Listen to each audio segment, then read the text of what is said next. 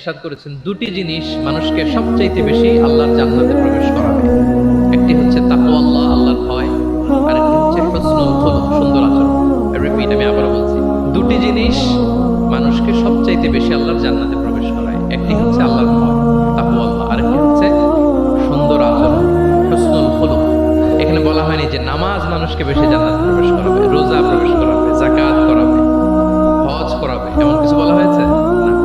বরং সুন্দর আচরণ মানুষকে বেশি জান্নাতে প্রবেশ করে।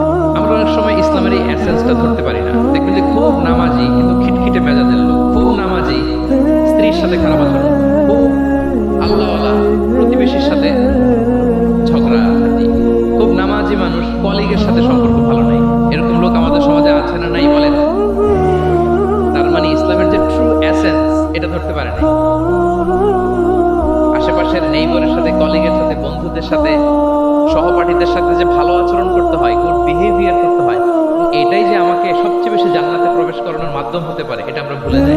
প্রিয় বন্ধুরা, আমরা যদি এই ব্যাপারটাকে ছোট মনে না করি, সবচেয়ে বেশি জান্নাতে মানুষকে প্রবেশ করায় তাকওয়াল্লাহ, হুসনুল খুলুক, আল্লাহর ভয়, আর একটা কি সুন্দর আচরণ।